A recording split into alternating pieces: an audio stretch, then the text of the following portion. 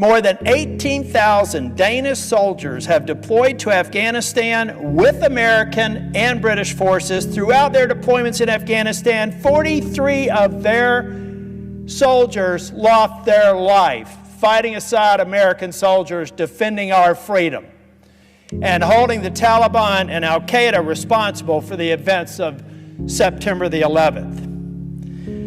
43 soldiers losing their lives. There are only about 5 or 6 NATO countries who lost more. And what's remarkable about this is a country of about 6 million people.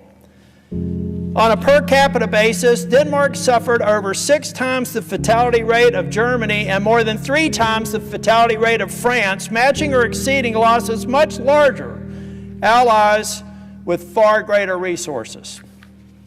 So despite its small military, Denmark has deployed forces to some of the most dangerous kinetic combat zones, particularly Helmand Province, fighting alongside UK units.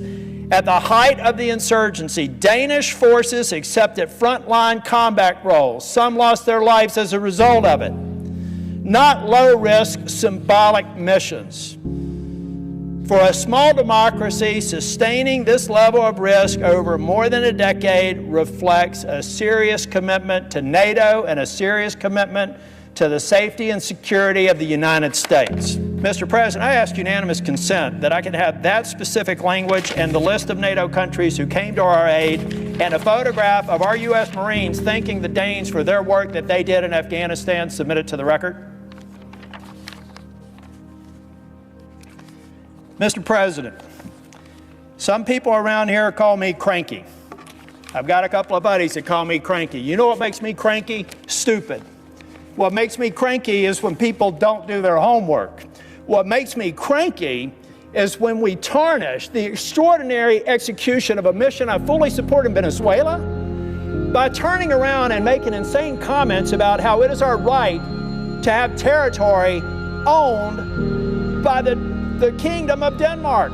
Folks, amateur hour is over.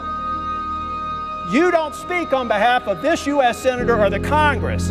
You can say it may be the position of the President of the United States that Greenland should be a part of the United States, but it's not the position of this government because we are a co-equal branch. And if that were to come to pass, there would be a vote on the floor to make it real. Not the surreal sort of environment that some deputy chief of staff thinks was cute to say on TV. So, you want to get me back to thanking the President for all the good things he's doing? Then give him good advice.